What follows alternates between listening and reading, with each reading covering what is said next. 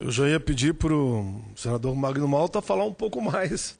De tanto carinho que ele demonstrou na sua fala, eu tenho certeza que aqui eu não vou conseguir corresponder à altura.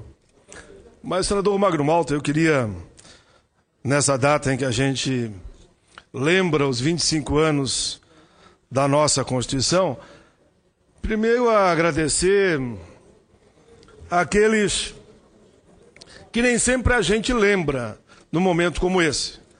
A gente lembra dos advogados que ajudaram a escrever, a gente lembra das instituições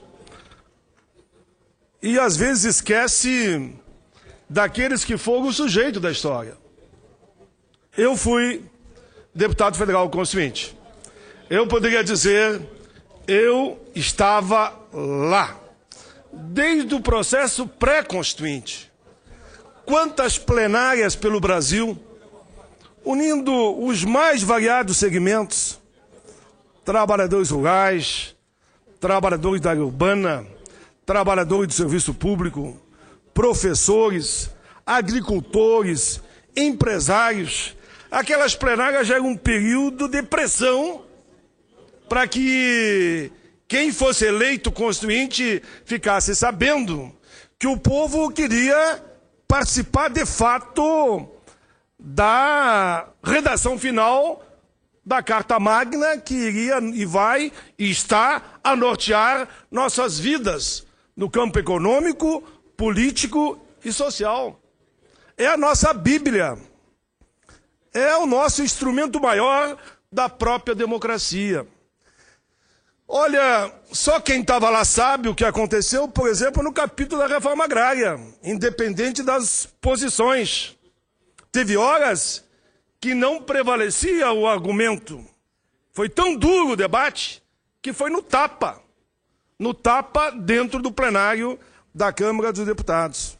Me lembro aqui do falecido do PDT, deputado Juarez Antunes, que na minha frente ele levou um soco no rosto de um parlamentar por divergência de Pernambuco, se eu não me engano, e caiu duro nos meus pés. O que eu fiz foi juntá-lo. Lembro dos aviões na noite da votação da reforma agrária, aviões que saíam do estado e não acabavam chegando em Brasília.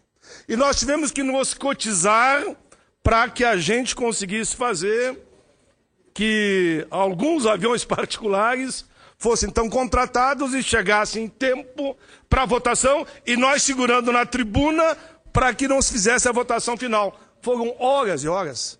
Votações terminavam na madrugada. Eu falo isso tudo para dizer que foi um debate duro, firme, e cada um tendo as suas posições e faz parte da democracia, e isso é muito bom. E o texto, eu diria, saiu um texto no conjunto. Me perguntaram outro dia se foi ótimo. Digo, não foi ótimo, mas foi bom. E todos nós reconhecemos. Um avanço. E aí me perguntaram também, Paim, com toda a pressão popular que houve, como é que você analisa a posição do PT? Eu disse com toda tranquilidade. Nós forçamos o máximo. Queríamos férias em dobro. E por que férias em dobro? Não é que o trabalhador vai ficar 60 dias em casa. O que acontece hoje? O trabalhador da área privada, principalmente, ele entra em férias e recebe o salário. Sabe quando que ele vai receber depois? Só daqui a 60 dias. Nós queríamos, como tem em algumas estatais, que o trabalhador, quando entra em férias, ele recebe o salário para desfrutar as férias. Mas no 30º dia, o salário dele é zero. E só dali a mais 30 dias que ele recebe o salário. Então nós fizemos esse bom combate lá e perdemos, mas avançamos. Não saiu o salário integral quando ele volta, mas saiu mais um terço. Nós queríamos as 40 horas e fizemos também o bom combate. Não passou. Mas passou 44. De 48 passou para 44. Nós queríamos, e eu fui o maior defensor, acabar com o voto secreto em todas as instâncias. Não passou, mas a luta continuou. E quem sabe amanhã, praticamente 28 anos depois, eu digo 20 anos porque nós começamos o debate 2 anos antes. Nós estamos comemorando aqui 25 anos da Constituição, mas pode botar 25 mais 2, que só está aí dá 27. E amanhã, essa casa historicamente vai se posicionar sobre 2 temas que nós defendíamos lá: o orçamento impositivo e o fim do voto secreto. Oxalá eu poderei olhar para o horizonte e dizer: há 27 anos atrás não consegui, mas hoje consegui. Essa casa poderá votar amanhã o orçamento de verdade, porque é de mentirinho o orçamento que a gente vota. A gente faz conta que vota, avisa os prefeitos e governadores, só que depois o dinheiro não vai. Não vai porque não é impositivo. Só vai se o executivo resolver. Agora não. Se for impositivo, decidido, votado, é que vai ser que nem países como os Estados Unidos. Vão ter que negociar com o Congresso, uma vez votado, a redação final vai ter que ser cumprido. E quem sabe o sonho vai se tornar realidade amanhã sobre o voto secreto e o orçamento impositivo. Falo isso fazendo uma homenagem ao povo que trabalhou tanto. E por que não falar o que aconteceu? Por que a gente não fala dos cartazes, os traidores do povo? Olha, o movimento sindical e social organizou uma mobilização nacional que era o seguinte: quem votasse contra os trabalhadores, aposentados e os discriminados, ia para o cartaz os traidores do povo. Numa pressão democrática é legítima também. Como eu recebi contato, e carinhoso até: ô Paim, avisa aquele teu povo lá em tal cidade do Brasil que o meu nome está lá e eu não estou votando contra o trabalhador, não. Eu pegava o telefone, ligava e dizia, e o nome saía do cartaz. Mas isso faz parte da nossa geografia política e social. E como foi bom saber que a pressão popular funcionava. E por isso sou a favor do voto secreto. Quando me dizem que são contra o voto secreto, por causa do executivo, do judiciário, sinceramente eu respeito, mas não acredito. Sabe qual é o temor? É da pressão popular. Não vai ter mais condição de alguém dizer uma coisa e votar de outra forma por causa do voto secreto. Esse é o temor. E esse temor a gente não tem que ter. A gente tem que assumir o nosso voto e acabou.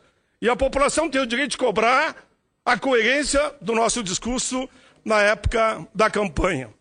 Mas, senhora presidenta, eu mesmo cobrava os 10 minutos, eu tenho só mais 2. Eu vou deixar na íntegra, eu conto essas histórias no meu pronunciamento. E quando os anais da casa forem ler, eles vão ver que diz o seguinte aqui: passo a ler palestra que proferi sobre os 25 anos da Constituição em Caxias do Sul para os alunos daquela universidade, em torno de 1000 alunos. Eu reproduzo aqui o que eu improvisei rapidamente. E como é que eu fui constituinte? Eu fui constituinte porque houve um congresso estadual de trabalhadores no Rio Grande do Sul. Eu não era afiliado a partido nenhum. Eles tiraram um nome e saiu o meu nome para ser deputado federal. E de lá para cá eu estou no parlamento até hoje. Nunca saí do parlamento, nunca troquei de partido, mas respeito quem saiba quem trocou, porque tem gente que saiu daqui para ser presidente da República, por exemplo. Fernando Henrique, Luiz Inácio Lula da Silva, saíram para ser presidente da República. Então eu falo com muita tranquilidade e pelo debate que fizemos, e aqui eu vou terminar, senador Mozarildo, sobre a posição final do PT em relação àquela história que o Lula aqui falou. Vota, assina, não assina. Eu era a favor de votar e assinar. Fizemos um bom debate na bancada e prevaleceu a seguinte posição: se nós não atingimos o nosso objetivo, mas achamos que não é ótimo, mas é bom, podemos votar contra em diversos momentos, até no final, simbolicamente, sem verificação de votação, mas assinamos. Quem pegar aí o Jornal do Senado vai ver que a minha foto de hoje, onde está cortada, é o meu filho que está do lado, o Jean, que hoje tem 35 anos, e na época ele veio aqui e assinou comigo, inclusive, como diz o outro, ele virou testemunha da história.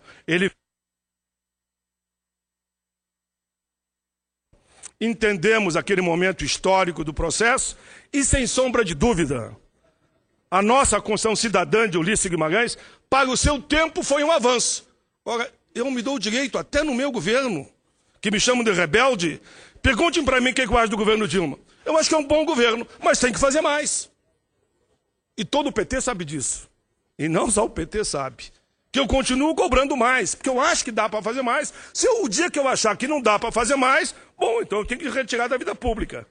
Eu acho que o governo Dilma pode ainda fazer mais, e por isso eu continuo cobrando, como naquela época tive a posição de assinar e votar contra diversas vezes, porque eu queria uma redação ainda mais avançada. Mas a assinatura significa o quê? Que reconhecemos que é um texto avançado e que bom que foi avançado.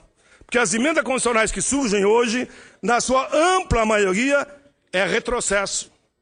É para regredir em relação àquilo tudo que nós conseguimos, com muita batalha, aprovar na época. Senhora Presidenta, considere na íntegra o meu pronunciamento sobre esse momento tão histórico dos 25 anos da nossa Constituição. Muito obrigado.